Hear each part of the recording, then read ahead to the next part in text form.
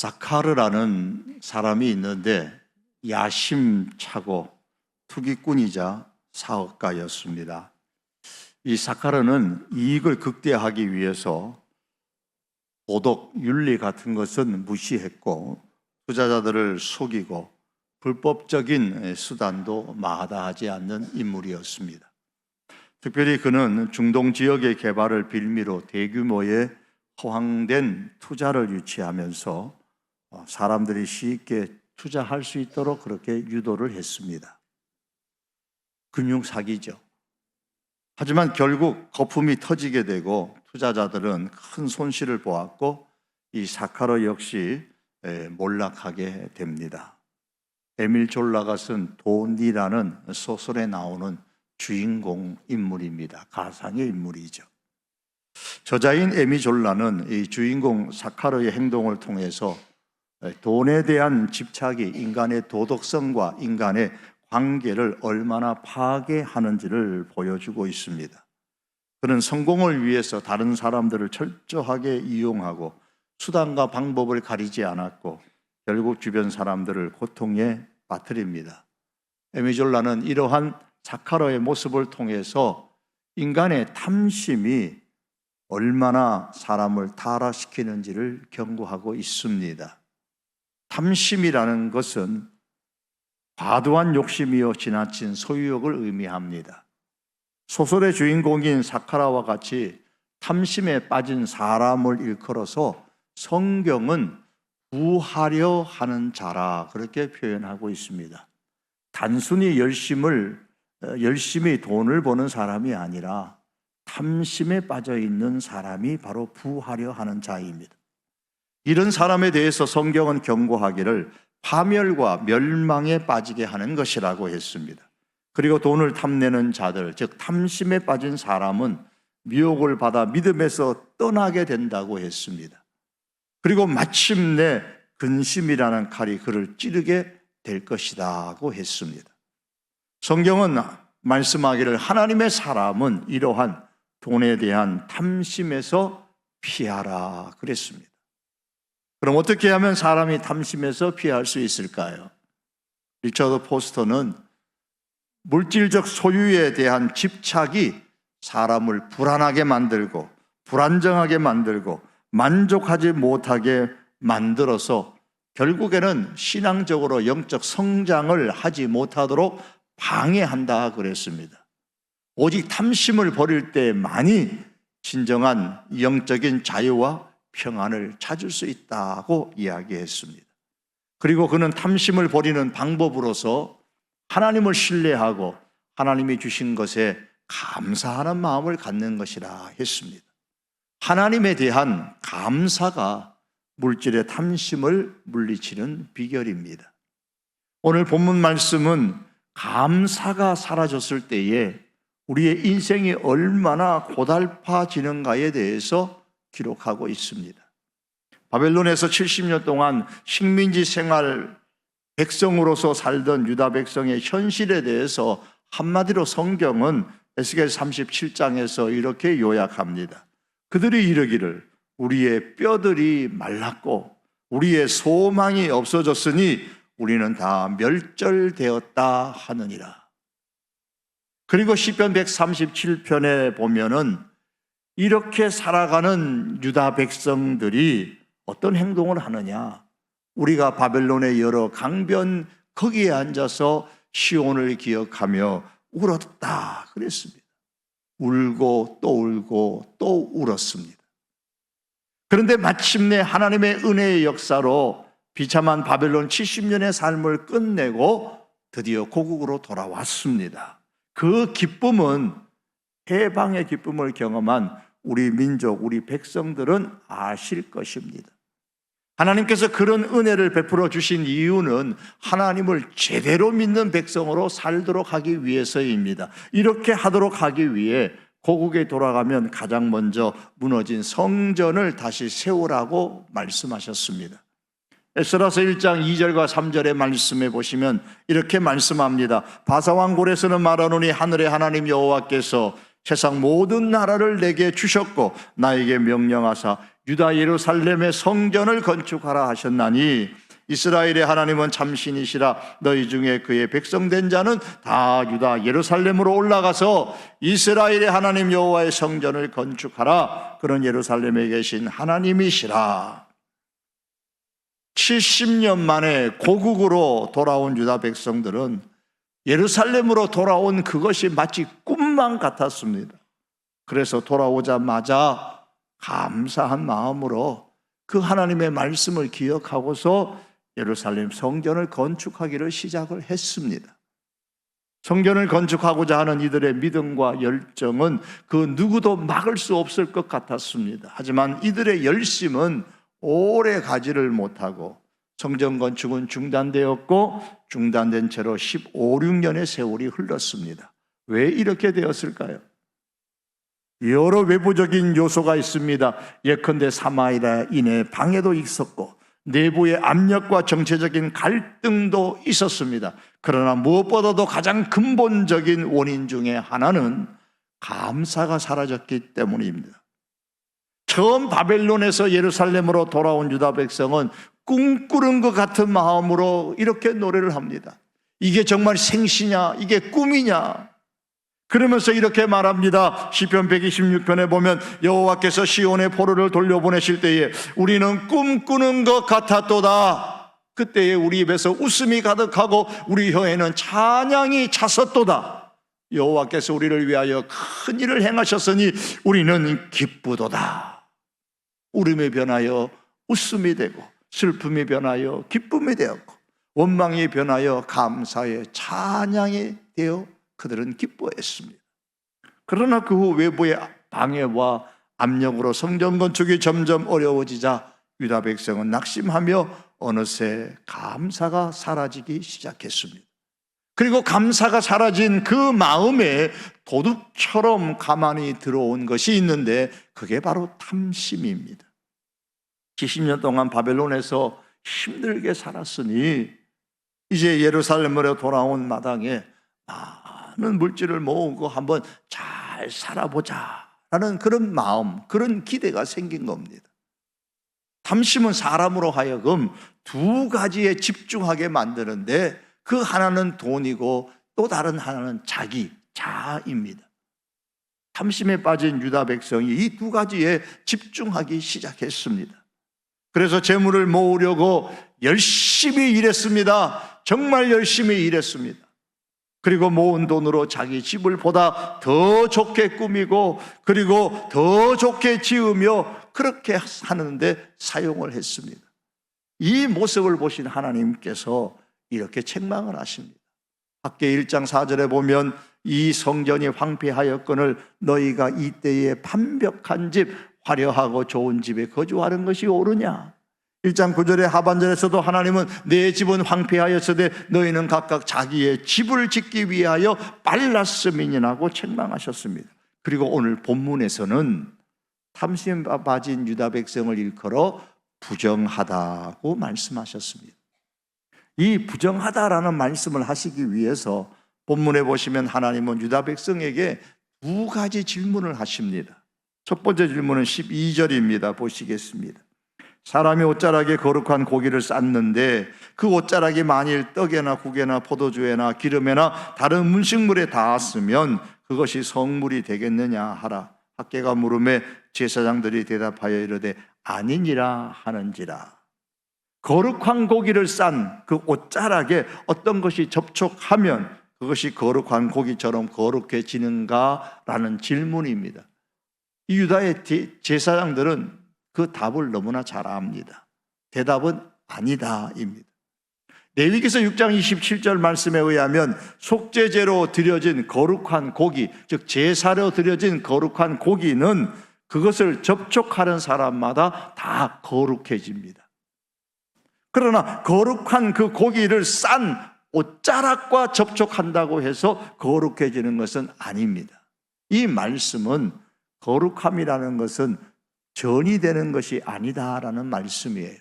다시 말하면 유다 백성들 너희가 지금 거룩하지 않다는 것을 지적하는 말씀입니다.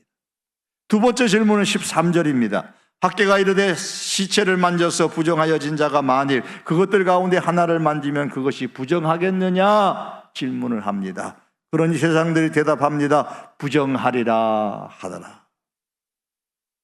레위기 말씀에 의하면 시체를 만지는 것은 부정한 것이기 때문에 시체를 만진 손으로 만지는 것은 그것이 무엇이든지 다 부정하게 됩니다.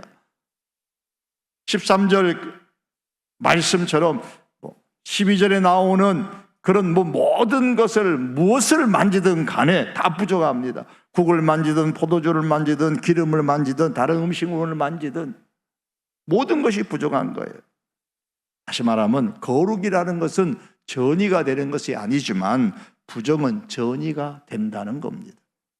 이 두 질문은 결국 유다 백성이 왜 지금 이렇게 경제적 어려움을 겪고 있는가에 대한 이유를 설명하고 있는 말씀입니다. 지금 유다 백성 자체가 부정하기 때문에 그들이 열심히 노력하는 것도 부정하고 그들이 거둬들이는 것도 부정하고 그들이 정말 화려하게 지은 집들도 부정하고 그들의 삶 인생 자체가 부정하다는 말씀입니다. 왜 어려움을 겪는가? 거룩하지 못하고 부정하기 때문이다라고 말씀하는 겁니다. 14절 말씀입니다. 이에 학개가 대답하여 이르되 여호와의 말씀이 내 앞에서 이 백성이 그러하고 이 나라가 그러하고 뭐하다는 겁니까? 부정하고 나라도 부정하고 백성도 부정하고 백성이 부정하니 그들의 손의 모든 일도 그러하고 부정하고 그들이 거기에서 드리는 것도 다 부정하다. 하나님 앞에 드리는 것조차도 다 부정하다 그랬습니다. 부정한 사람이 만지는 것, 부정한 사람이 행하는 것 모든 것이 다 부정합니다. 그리고 그 결과는 어떻게 되느냐? 15절의 말씀에 이렇게 말씀합니다. 이제 원하건대 너희는 오늘부터 이전 곧 여호와의 전에 돌이 위에 놓이지 아니하였던 때를 기억하라. 여호와의 전에 돌이 돌 위에 놓이지 아니하였던 때, 이때는 바벨론에서 돌아온 이후에 성전을 짓다가 중단하였을 때를 의미합니다. 즉 성전 재건을 중단하고 탐심에 빠져서 감사를 잃어버린 채 하나님을 멀리하고 그 대신에 재물을 모으기에 열중하고 자기 일에 몰두하였던 그 부정한 때를 말씀하고 있습니다. 하나님께서 지적하신 말씀대로 하면 내 집은 황폐하였으되 너희는 각각 자기의 집에 집을 짓기 위하여 빨랐었던 그때입니다. 그때를 기억해 보라는 것입니다. 그때의 특징은 모든 것이 부정한 것입니다. 따라서 그 부정한 때에는 많은 소득을 기대했지만 손에 들어온 것은 정말 기대 이하의 것이었습니다. 16절과 17절입니다. 그때에는 이미 고루 곡식 더미에 이른즉 10고루뿐이었고 포도즙 틀에 50고루를 기르러 이른즉 20고루뿐이었었느니라. 만군의 여호와가 말하노라. 내가 너희 손으로 지은 모든 일의 곡식을 마르게 하는 재앙과 깐부기 재앙과 우박으로 쳤으나 너희가 내게로 돌이키지 아니하였느니라. 또 이어서 19절의 말씀 보면 곡식 종자가 아직도 창고에 있느냐? 포도나무, 무화과나무, 석류나무, 감람나무의 열매가 맺지 못하였느니라. 이 말씀은 모두가 경제가 어쨌다는 거예요? 형편없다는 겁니다. 불경기라는 말씀입니다.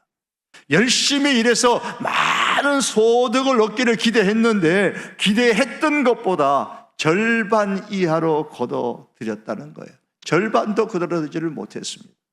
왜 이렇게 되었습니까? 부정하기 때문이라고 하나님이 말씀하십니다. 왜 부정하게 되었습니까? 감사가 사라지고 그 자리에 탐심이 자리를 잡고 앉았기 때문입니다. 그 결과 탐심 때문에 하나님 대신에 돈을 성전의 일보다 자기 집, 자기 일에 몰두하였던 것입니다. 사랑하는 성경 여러분, 종교개혁자였던 칼빈이 말한 바와 같이 부는 하나님의 선물입니다. 부정한 것이 아니라 하나님의 선물입니다. 그러나 그 부에 대해서 갖는 우리 사람의 마음과 행동, 그 탐심은 우리 마음 속에서 돈을 하나님 자리에 앉혀놓게 만들고 결국 사람을 믿음에서 떠나게 하여서 파멸에 이르게 합니다. 이에 대해서 성경은 디모데전서 6장 9절에서 말씀합니다. 부하려 하는 자들은 시험과 올무와 여러 가지 어리석고 해로운 욕심에 떨어지나니 곧 사람으로 파멸과 멸망에 빠지게 하는 것이라. 탐심에 빠진 사람들은 결국에 파멸과 멸망에 빠지게 된다고 했습니다. 그렇기 때문에 하나님께서는 하나님의 사람들이 이렇게 멸망과 파멸에 빠지는 것을 원치 아니하시기 때문에 재물을 하나님의 자리에 올려놓지 않고 적절하게 필수품으로 사용할 수 있는 방법을 제시해 주셨습니다. 그것이 무엇입니까? 돈을 가지고 하나님께 감사하라라는 겁니다. 감사 제도를 주셨습니다. 그래서 하나님께 올 때는 빈손으로 올라오지 말고 유월절, 맥주절, 장막절 등의 절기를 통해서 하나님께 매년마다 감사하라 그랬습니다. 사랑하는 성도 여러분, 감사는 돈에 대한 탐심을 물리치고 하나님께로 향하는 최고의 방법입니다. 하나님께서는 감사를 통해서 탐심을 극복하는 능력을 우리들에게 제공하십니다. 하나님께 감사하는 마음으로 주어진 것에 만족하고 현재 상황에서 하나님이 주신 은혜를 바라보게 만듭니다. 그래서 13장 5절에 보면 돈을 사랑하지 말고 있는 바를 족한 줄로 알라고 했습니다. 어떻게 사람이 있는 바를 족한 줄로 여길 수가 있을까요? 감사할 때입니다. 탐심에 빠지면 결코 있는 바를 족한 줄로 여길 수가 없습니다. 감사할 때만이 족한 줄로 여길 수가 있습니다. 성경은 이렇게 돈을 사랑하지 말라고 있는 바를 족한 줄로 알라고 말씀하면서 이어서 또 이렇게 계속 말씀합니다. 그가 예수님이 친히 말씀하시기를 내가 결코 너희를 버리지 아니하고 너희를 떠나지 아니하리라 하셨느니라. 돈을 사랑하지 않는 비결, 탐심을 물리칠 수 있는 비결은 예수님께서 나를 결코 버리지 않으신다, 결코 나를 떠나지 않으신다, 이 사실을 믿고 그 사실에 대해서 감사할 때만이 가능하다는 것입니다. 사랑하는 성도 여러분, 하나님께 대한 감사는 우리의 마음을 하나님께로 바로 잡는 데에 큰 역할을 합니다. 그러므로 감사절기를 지키는 것은 부정을 거룩으로 바꾸는 비결이고 부정한 사람을 거룩한 사람으로 만드는 하나님의 방법입니다. 감사절기를 지키는 것은 하나님과 멀어진 관계에 있던 사람이 하나님과 친밀한 관계로 회복하는 방법입니다. 이를 위해서 하나님께서는 매년마다 절기를 정하여서 이런저런 이유로 하나님 앞에 감사하라고 하셨습니다. 그러므로 우리가 오늘날도 하나님 앞에 제물로 감사를 드릴 때에는 기꺼이 어떠한 제물보다 나는 하나님이 더 좋습니다, 내 마음의 중심에는 제물이 아니라 하나님께서 자리를 잡고 있습니다 라는 이 신앙을 가지고 감사의 절기를 지키며 하나님께 감사할 수 있기를 바랍니다. 신명기 16장 16절과 17절에 하나님께서는 감사 제도를 주시고 감사하라고 말씀하면서 이런 말씀을 하셨습니다. 1년에 3번 곧 무교절, 요즘으로 말하면 부활절과 77절, 맥주절과 초막절, 추수감사절에 내 하나님 여호와께서 택하신 곳에서 여호와를 배웁되 빈손으로 여호와를 배웁지 말고 각 사람이 내 하나님 여호와께서 주신 복을 따라 그 힘대로 드릴지니라 그랬습니다. 안식일 되면 하나님 앞에 감사하지만 특별히 이러한 절기 때에는 더더욱더 하나님 앞에 힘대로 드리라, 빈손으로 하나님께 올라오지 말라라고 그렇게 말씀하셨습니다.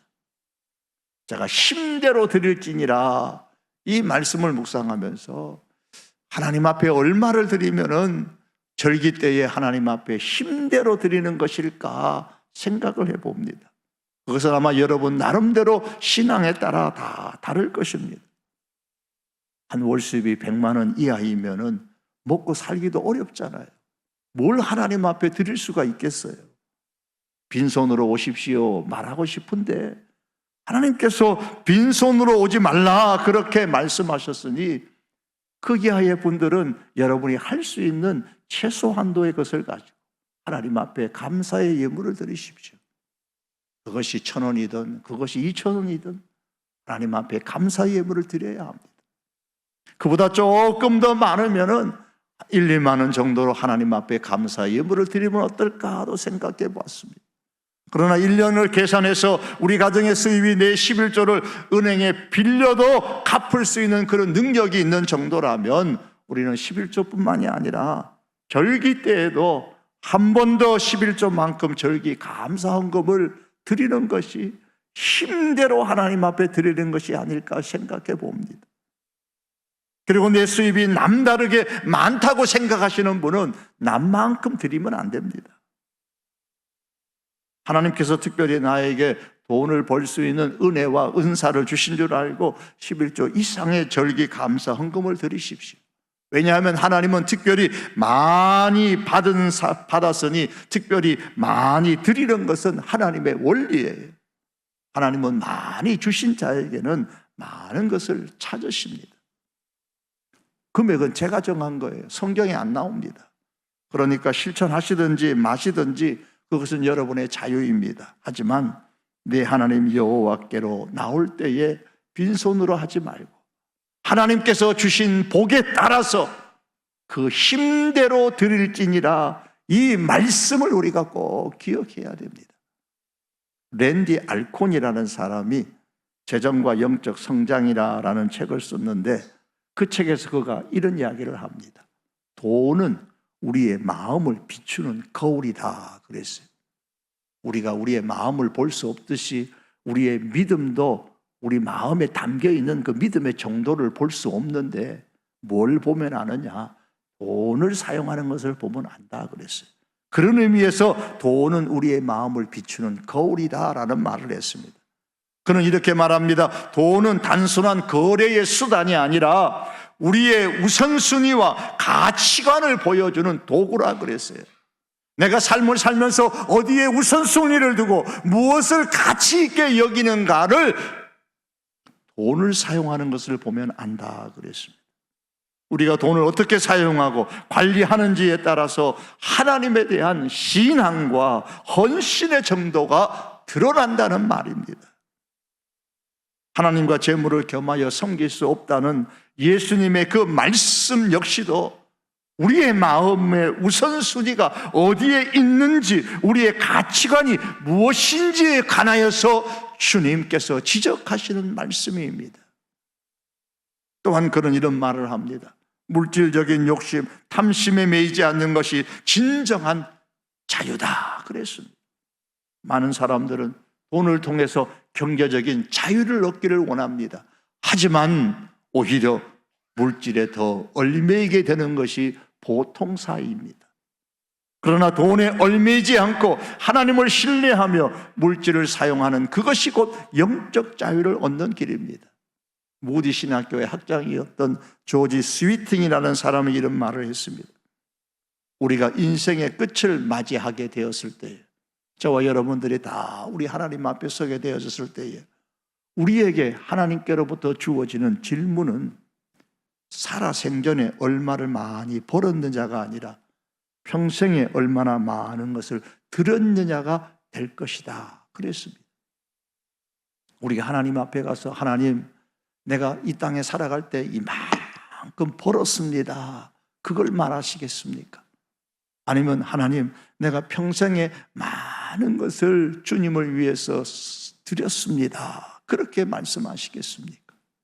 그는 또 말합니다. 얼마나 많은 돈을 저축했느냐가 아니라 얼마나 많은 희생을 했느냐 하는 그것이 우리 모두에게 던져지는 질문일 것이다, 그런 얘기를 했습니다. 사랑하는 성도 여러분, 하나님 앞에 가서 평생에 얼마나 많이 드렸는가, 평생의 재물을 얼마나 많이 희생했는가 하나님이 물으실 때에 자신 있게 할 말이 있는 우리들의 삶이 될 수 있기를 원합니다. 여러분, 우리가 다 하나님 앞에 서게 될 텐데 천국에 남아있는 게 과연 뭘까요? 우리가 이 땅에서 평생 동안 하나님께 받은 것들이 하나님 앞에 천국에 남아있지 않습니다. 우리가 이 땅에서 평생 동안 그것이 무엇이든 하나님께 드리는 것이 남아있는 것입니다. 주님의 이름으로 드린 것만이 천국에 남습니다. 여러분, 이제 말씀을 맺기를 원합니다. 우리가 재물을 다루는 우리의 태도, 돈을 다루는 우리의 태도는 단순히 경제적 선택이 아니라 신앙과 밀접하게 연관된 선택입니다. 그러므로 여러분, 하나님께서 내게 주신 복에 따라 힘대로 하나님 앞에 감사한 마음으로 드림으로써 내 마음 중심에는 탐심이 아니라 재물이 아니라 하나님께서 자리 잡고 있다는 사실을 증명하면서 살아가십시다. 거기에 더하여 우리 인생이 재물에 끌려 살지 아니하고 하나님께 이끌림을 받는다는 사실을 증명하면서 살아갈 수 있는 저와 여러분의 인생이 될 수 있기를 주님의 이름으로 축복합니다. 기도드립니다.